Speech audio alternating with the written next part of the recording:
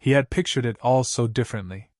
The low hum of the planetary relocation thrusters, the gentle glow of nearby stars reflecting off the polished surfaces of his console, the quiet solitude of a galactic engineer's life. Moving a planet, he had thought, would be peaceful. A quiet job for a precise mind, a delicate dance of calculations and calibrated pulses to nudge a world into a safer orbit. Months of uninterrupted focus, maybe some cosmic coffee breaks, some stargazing while adjusting gravitational fields. He imagined serenity. And yet, here he was, clutching a spanner as a tiny moon trembled under his thruster's slight misalignment, wondering how exactly his quiet assignment had turned into a cosmic circus. The first sign of trouble was subtle, a ripple in the starlight, almost like a flicker of heat across the void. Then, without warning, a shape appeared on the edge of his sensors, a tall, slender figure with iridescent skin that shifted through every imaginable hue of violet and blue. Her eyes glimmered in the darkness, larger than human eyes, but expressive in ways that made him uncomfortably aware of his own heartbeat. She tilted her head curiously, as if inspecting a bug under a magnifying glass. He froze, fingers hovering over the control panel, convinced she was either a hallucination caused by too much caffeine or a cosmic prank. Before he could decide which, another figure materialized on the neighboring planet, floating across the void with a casual elegance, telekinetic limbs moving in ways that defied physics. And then another, and another. They were the neighbors. The alien women assigned to, or perhaps self-appointed as, the planetary equivalent of a homeowners association. He had been warned vaguely about local populations near relocation zones, but he had assumed populations meant small, distant settlements, not an entire sisterhood of aliens who could hover across empty space and make his pulse race without even touching him. Their curiosity was obvious, but their methods were unconventional. One of them drifted over to the side of his console, fingers tracing the glowing controls as if conducting some symphony. A telepathic nudge reached him almost immediately, an imperceptible suggestion of help that somehow carried an undertone of mischief. "I can manage just fine," he muttered, though the words sounded hollow even to him. His monitor blinked red, minor orbital deviation. He frowned, tapping in corrections, only to feel a sudden brush of energy along his arm as another nudging thought hit him. The alien woman hovering beside him smiled in that unsettlingly perfect way, telepathy flicking teasingly at his mind. His hand slipped, accidentally engaging the thrusters at 1.3 times the intended speed. A moon twitched in protest, wobbling dangerously in its orbit. "Oh no, no, no!" he shouted, diving to stabilize the trajectory. Hard hammering, he reset the controls, sending the planet back to its proper course. He felt a flicker of anger, no, more like a mixture of incredulity and awe. One moment, he was the meticulous professional, the next, he was caught in a zero-gravity flirtation game that had planetary consequences. The aliens weren't just curious, they were actively helpful. Their idea of assistance including hovering over sensitive equipment, lightly nudging consoles, and sending teasing suggestions directly into his mind. Every attempt to work in peace was met with a new, increasingly audacious display. One of them decided it was appropriate to introduce herself more personally. She floated closer, her skin reflecting the light from nearby stars in mesmerizing patterns, and leaned toward the console. In a single motion, she flicked a holographic projector he hadn't realized was there, displaying a miniature orbit simulation with planets spinning in chaotic loops. "You'll want to adjust these," she murmured telepathically, her tone intimate, amused, and vaguely insulting all at once. He stared at the simulation, realizing too late that the adjustment she suggested would send the planet careening into the very asteroid belt he was trying to avoid. His hands moved on instinct, canceling the input just before catastrophe. "Why do they have to be so distracting?" he muttered to himself, sweat forming despite the vacuum of space. The alien woman tilted her head, sending a ripple of telepathic laughter through his mind. It wasn't cruel, it was playful, teasing, and entirely effective at breaking his concentration. He took a deep breath, reminding himself that this was still a job, that planetary relocation was serious business. And yet, Every time he adjusted a thruster, they would appear, drifting just out of reach, brushing against zero-gravity tools, eyes glimmering with what could only be described as cosmic flirtation. By the third hour, his carefully laid plans for a smooth relocation were in ruins. He had to redo calculations multiple times, compensate for unexpected nudges, and dodge gestures that made even his most advanced protective shields feel inadequate. Each small success was followed by a new interference, and yet, despite the frustration, he couldn't help but admire them, their beauty, their audacity, the way they could turn orbital mechanics into a chaotic dance of humor and temptation. It was infuriating and exhilarating all at once. As he floated there, gripping the control panel with one hand and desperately recalculating with the other, he realized something. This was not going to be the quiet job he had imagined. Moving a planet, it seemed, was one thing. But surviving the attention of the alien women next door? That was going to be a challenge of an entirely different magnitude. And somehow, despite the chaos, he found himself looking forward to it. He had barely recovered from the first few incidents when they returned, as if synchronized with the universe itself. One of the aliens hovered above his console again, her luminous skin shimmering in a way that made the control panels almost impossible to read. Another had positioned herself near the trajectory readouts, tilting her head with exaggerated curiosity, and a third was floating upside down, examining the gravimetric stabilizers as if she were inspecting a delicate piece of jewelry. Their presence was absurdly theatrical, and the telepathic nudges were relentless, playful, and maddeningly effective. Every thought he tried to focus on was immediately intercepted by a teasing mental whisper. "Oh, be careful, or you might need my help again." He attempted to regain control, moving the thruster calibrations into manual override, but that only seemed to encourage them. They giggled, though the sound was transmitted more like vibrations in the hull, a ghostly laughter that tickled his nerves and made him fumble with the controls. The small planet quivered under his hands as if it, too, were aware of the chaos surrounding it. He tried to mutter polite commands, warning them to stay back, but the telepathy was persistent and persuasive. One of the aliens winked directly into his mind, and he almost lost track of which lever he had just adjusted. Then came the first truly catastrophic mishap. One of them, evidently fascinated by his carefully calculated orbital path, decided to assist by sending a small gravitational pulse toward the planet's core. It wasn't enough to destroy it, but it was enough to make the orbit wobble alarmingly. He spun in zero gravity, hands flying over controls, issuing frantic corrections while muttering curses in multiple galactic dialects. A nearby moon began to drift toward the planet's path, and for a brief, horrifying moment, he considered abandoning the entire assignment and hiding somewhere far from both planets and aliens. Instead, he improvised. Using a combination of thrusters and emergency stabilizers, he pushed the moon back into a safer trajectory, but the effort left him disheveled, sweat forming despite the vacuum, hair sticking up in static charge defiance. Meanwhile, the aliens had gathered, drifting in a casual formation around the edge of his station, telepathically whispering congratulations and playful jabs. One of them sent a mental image of herself lounging provocatively on a tiny asteroid, which made him stumble back against the console in both distraction and embarrassment. He chastised himself for even noticing, but the mental picture lingered annoyingly, making it impossible to fully concentrate. As if sensing his growing tension, the aliens escalated. A trio of them began a synchronized zero-gravity dance around the planet, their bodies bending and twisting in impossible angles, creating a visual spectacle that was both hypnotic and dangerous. Tools floated past his head, grav fields fluctuated with each pirouette, and the planet itself began to tilt in response to their precise but unpredictable manipulations. He lunged for stabilizer overrides, only to have one of them brush against the control panel with a casual flick, sending a minor but noticeable pulse through the planet's orbit. He cursed under his breath, scribbled frantic notes on a holographic pad, and tried to ignore the subtle, teasing energy that pulsed in his mind with every glance they telepathically sent his way.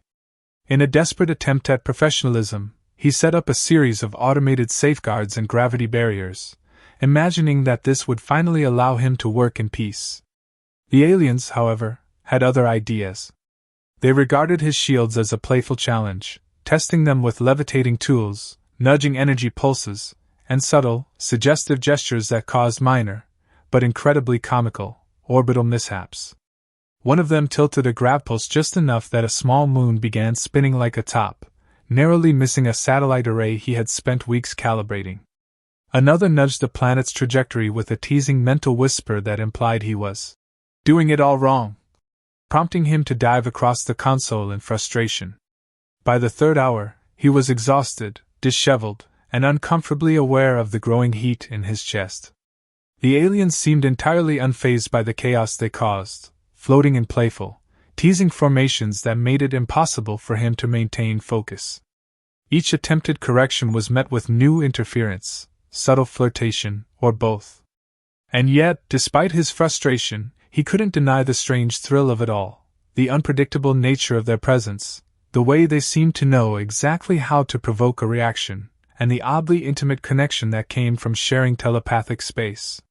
He finally allowed himself a brief pause, leaning against the grav shield and taking a deep breath, only to find one of them floating beside him, telepathically whispering, "You're doing wonderfully, for someone so tense." The words made him flush, and he realized with a start that his pulse had been racing the entire time. He had not only survived their interference but had somehow maintained the planet's course, despite everything. A small, absurd victory, yet he couldn't shake the feeling that the aliens were intentionally testing him, gauging his reactions, and perhaps enjoying every flustered moment. As he looked out at the tiny planet, now wobbling gently in a near-perfect orbit, he realized two things. First, he would never, ever get used to this level of distraction. Second, despite all the chaos, the teasing, and the near disasters, there was something undeniably exciting about it. He had come here expecting solitude, only to find himself at the center of an interstellar comedy of errors, flirtation, and absurd romance. And somehow, he had the sinking feeling that this was only the beginning. He had thought he could contain the chaos, that maybe with careful calculation and sheer willpower he could maintain some semblance of control over the planet's orbit. He was wrong. By now, the alien women had fully claimed him as the object of their playful attentions, and the calm, methodical work of moving a planet had transformed into something resembling a zero-gravity circus of flirtation and disaster. Every adjustment he made was accompanied by a new interruption, a brush of an alien limb across a gravimeter, a teasing mental suggestion, or a sudden gravitational pulse that sent tools spinning across the control deck. One of them hovered near his head, tilting slowly in the void, her skin shifting through a dazzling spectrum of colors that made it impossible to concentrate. She smiled at him, and he felt a flicker of warmth, embarrassing warmth, crawl through his chest. At the same time, another had floated down to the planet's surface, manipulating magnetic fields in a way that made a nearby asteroid wobble perilously close to collision. He swore under his breath, scrambling to recalibrate, all while keeping one eye on the trio of alien women orbiting around him like playful moons. Their telepathic nudges had evolved into full-blown commentary, joking about how handsome and clumsy he looked when trying to regain control. Then came the massive interference, as he mentally labeled it. The aliens had apparently decided that watching him work was not sufficient. They now wanted to be involved. One floated directly in front of a stabilizer panel, hands tracing the controls in a suggestive arc while whispering a telepathic hint that made him jolt backwards. Another had taken control of a minor gravity pulse, tilting the planet slightly off course to test his reflexes. He dove after the console, sweat forming in the vacuum of space despite the suits, and narrowly prevented a full-blown collision. Tools floated past him, and a coffee cup he hadn't even realized he was holding spun away, orbiting the station like a tiny satellite. The alien's antics weren't subtle. One hovered behind him, brushing a hand against his shoulder in a way that left him frozen and panicked, trying to continue recalculating trajectories while simultaneously feeling every ounce of their teasing energy. Another flicked her fingers across the grav field controls with a mischievous grin, nudging a small moon in a perfect circle around the planet, causing him to whirl around and adjust the thrusters on the fly. He realized, painfully, that these weren't just interruptions. they were tests. They were orchestrating the chaos, watching how he handled both their flirtation and the potential planetary disaster, and judging him mercilessly. Despite himself, he began to notice patterns. The aliens weren't just randomly teasing, they were synchronized. Every nudge, every touch, every flirtatious mental whisper was calculated to provoke maximum comedic effect. A tiny asteroid spun toward him, and instinctively he grabbed it, only to have another alien appear at the perfect angle, nudging it just slightly off, creating a momentary near-disaster that left him flustered, tangled in cables, and muttering curses in 3 galactic dialects simultaneously. Telepathic laughter washed over him, teasing his every reaction, and he realized that he was now part of a performance orchestrated entirely for their amusement. Then, the adult comedy elements escalated further. One of them decided it would be funny to, accidentally, float in front of his control panel while striking a pose that would have been scandalous on any planet with gravity. Another sent him a telepathic image of herself reclining across a holographic projection of the planet, clearly implying that if he wanted things to remain stable, he would have to pay attention, in ways other than engineering. He groaned, diving to adjust orbital thrusters, all while mentally begging the universe to invent some sort of gravity-proof shielding against flirtatious aliens. Yet, oddly, despite the absurdity, his heart raced, not just from stress, but from the undeniable thrill of their attention. In the middle of all this, the planet itself seemed to reflect the chaos around it. Wobbles, minor deviations, and sudden micro-rotations kept him on edge, but slowly, through sheer effort and instinct, he managed to maintain a stable path. Every success, however, was accompanied by new, increasingly ridiculous distractions, floating holographic cocktails, helpful, zero-gravity massages, and synchronized, acrobatic maneuvers designed to make him lose focus. The aliens had turned what was supposed to be a technical task into a full-blown spectacle, and he was the unwilling star. By the time the 4th hour rolled around, he was both exhausted and exhilarated. His body ached from zero-gravity contortions, his mind was a swirl of orbital calculations and mental nudges, and yet he couldn't stop glancing at them, noticing the way they moved, the teasing expressions in their telepathic communication, the playful way they had claimed him without asking. He realized he was flustered in a way he had never been before, caught between professional duty and an absurdly adult attraction to beings who could manipulate both his work and his very pulse. For the first time, he allowed himself a laugh. Floating amidst the chaos, tools spinning past, a coffee cup orbiting the room, planets wobbling, and telepathic innuendo swirling through his mind, he admitted to himself that he had never experienced anything like this. The aliens were impossible, infuriating, and entirely irresistible. The calm, quiet job he had dreamed of was gone, replaced by an unpredictable, hilarious, and absurdly adult interstellar adventure. And somehow, despite the chaos, he realized he might not want it any other way. By the time he wiped the sweat from his brow, though it wasn't technically sweat in the vacuum of space, he had reached a decision: if he couldn't beat the chaos, he might as well embrace it. The aliens had made one thing abundantly clear: resisting was futile. Every precise adjustment he attempted, every careful calculation, was met with floating bodies, teasing nudges, and telepathic whispers that left him simultaneously exasperated and uncomfortably aware of his own heartbeat. So he leaned into it. He let them assist, and by assist, he meant allow their flirtatious interference to coexist with actual planetary corrections. It started subtly. He tilted a gravimeter to let one of them float closer, guiding her playful hand over the controls in a way that stabilized a wobbling moon instead of destabilizing it. Another nudged a minor asteroid into a more helpful orbit, and he found himself laughing, a deep, unrestrained laugh, at the absurdity of it all. Each small victory was punctuated by the aliens' delighted reactions, glimmering skin flashing in approval, synchronized twirls that looked like zero-gravity ballet, and telepathic compliments that made him blush and mutter curses under his breath. Somehow, despite their adult antics, the planets began to respond correctly to his adjustments. He realized, with a mix of amusement and embarrassment, that the aliens were perfect partners in chaos. Every flirtatious gesture, every teasing mental prod, was balanced by their innate understanding of the mechanics he was juggling. One of them floated behind him, hand on a control lever, whispering encouragement that made him stumble over his own calculations while somehow nudging a rogue moon into perfect alignment. Another used her telepathy to harmonize grav pulses, turning what would have been a chaotic wobble into a precise adjustment. Their playfulness was now functional, their adult teasing a strange kind of teamwork he had never anticipated. The planet's orbit began to settle, each wobble smoothed out by coordinated nudges and thruster adjustments. He floated in the middle of the control room, surrounded by their iridescent bodies, telepathic whispers, and mischievous smiles, feeling a thrill that had nothing to do with physics. He caught himself stealing glances at them, how they floated, how they interacted with the environment, the subtle curve of a hand, the way a telepathic wink could make his pulse leap. He was part of a cosmic performance, the reluctant star in a spectacle of absurdity, adult humor, and interstellar romance.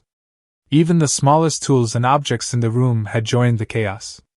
Floating coffee cups, calibration wands, and emergency equipment drifted around, bumping into consoles and each other, creating minor distractions that made him laugh even as he corrected orbital calculations. One of the aliens nudged a holographic display into his line of sight, showing a perfect, stable orbit for the first time in hours, and he couldn't help but grin. The sight was almost triumphant, and yet the teasing energy surrounding him reminded him that none of this had been entirely under his control. As the planet finally aligned in its new orbit, he felt a wave of relief wash over him. The thrusters quieted, the stabilizers hummed steadily, and for a moment, the chaos paused. The aliens hovered around him, eyes, or whatever passed for eyes, glimmering, their forms reflecting the soft light of the stars. They had guided him through this absurd interstellar trial with laughter, flirtation, and adult mischief, and he realized he had developed feelings he hadn't expected. Their boldness, their energy, their unpredictable charm had drawn him in completely. One of them floated closer, brushing against his arm in a deliberate, playful gesture that sent a shiver up his spine. Another hovered behind him, whispering a teasing telepathic message that made him nearly drop the final grav-emitter adjustment. Instead, he laughed, allowing the touch, the suggestion, the attention, knowing that every moment of flirtation had become part of the process.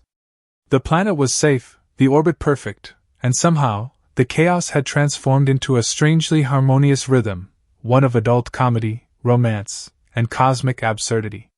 He allowed himself a final glance at the planet, now peacefully spinning in its new path, before turning fully to the alien women who had been both his tormentors and saviors.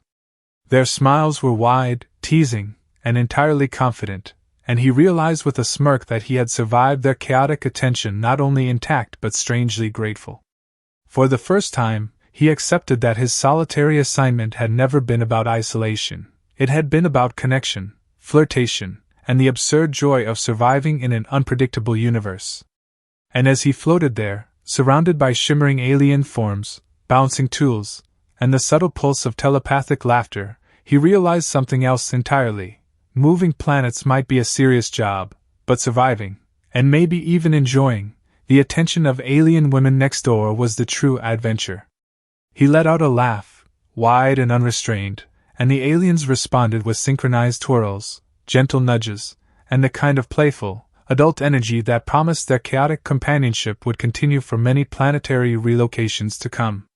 The universe might be vast, unpredictable, and full of cosmic disasters, but in this moment, it felt absurdly perfect.